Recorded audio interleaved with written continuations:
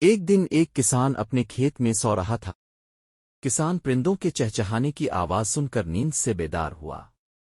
اس نے دیکھا کہ اس کے کھیت میں پرندے اس کی فصل میں سے کھا رہے ہیں۔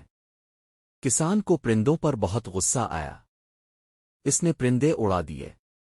اب کسان اپنے کھیت میں ہوشیار ہو کر بیٹھنے لگا کہ پرندے اس کے کھیت میں دوبارہ نہ آ سکیں۔ اور پھر ایسا ہی ہوا۔ پرندے کسان کے ڈر سے کچھ عرصہ دوبارہ نہ آئے۔ کسان کی فصل پک کر تیار ہو گئے۔ اس نے اپنی فصل کی کٹائی کی۔ کسان نے جب اپنی فصل کا وزن کیا تو وہ پریشان ہو گیا۔ کسان کو اس کی فصل نے نقصان دیا۔ اس نے محنت کی مگر اس کی فصل نے کسان کو وہ فائدہ نہ دیا جو کسان چاہتا تھا۔ کسان سوچنے لگا، آخر مجھ سے کہاں غلطی ہوئی؟ اچانک کسان کے ذہن میں خیال آیا کہ اس نے پرندوں کو اڑا دیا تھا۔ پرندے تو اپنے حصے کا رزق کھا رہے تھے۔ کسان نے ارادہ کیا، اب وہ پرندوں کو نہیں اڑائے گا۔ کچھ دن بعد پرندے دوبارہ کسان کے کھیت میں آ جاتے ہیں، مگر اب کسان پرندوں کو نہیں اڑاتا۔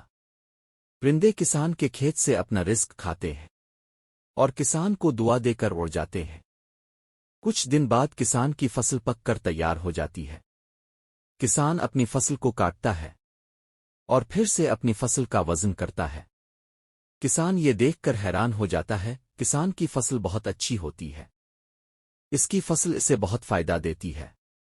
کسان بہت خوش ہوتا ہے۔ اس کی فصل اس کے پچھلے نقصان کو بھی پورا کر دیتی ہے۔ اب کسان کو سمجھ آ جاتی ہے۔